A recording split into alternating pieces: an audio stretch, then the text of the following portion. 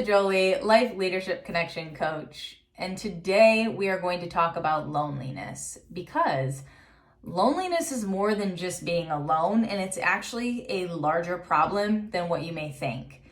It's coming up in my calls with my clients. It's being researched more and more. Organizations are having to apply different coaching and therapeutic offerings to help their employees with it. So over the next 4 weeks, we are going to dive deep into what it is. Today specifically, we're going to go through the 3 strands of loneliness. But before I get into that, I want to give you the resource that this is coming from.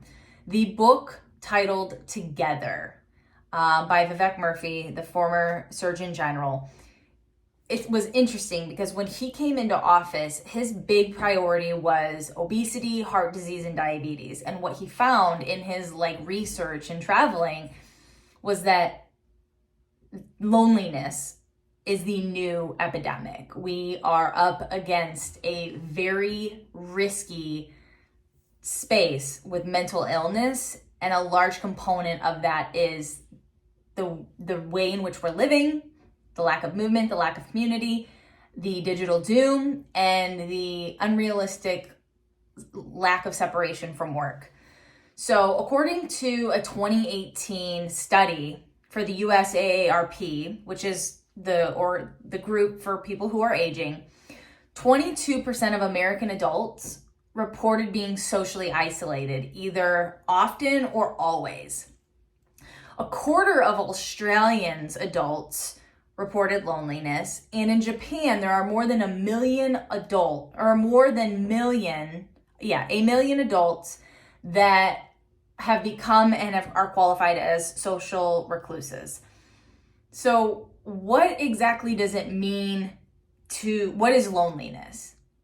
This was where his research went. It's not just about being alone. It's the sense that you are lacking the connections that you need. So there are 3 strands that researchers have identified. Intimate loneliness, which is the longing for a partner whom you share a deep bond with. 2 is social loneliness. That is the need for quality friendship and or family. And then the 3rd is collective loneliness. This is the yearning for a community or network of like-minded people. So the interesting thing about the intimate loneliness, the social loneliness, and the collective loneliness is that we need all 3 types of connection to thrive. So you want to make sure that if you lack in one or more, it can be painful to the extent that there is serious harm to your health. We're social animals, and in today we are facing the crisis of loneliness. He says, loneliness threatens our health and happiness, and it's widespread. To combat it, we, as individuals and communities, must work much harder to forge a meaningful human connection, the meaningful human connection that we crave. So his actionable item or advice is spend 15 minutes a day with the people you love. Protect at least a quarter of an hour each day to connect with your loved ones. And that's not just the ones you live with, but calling someone, video calling, going for a walk with your best friend or your family.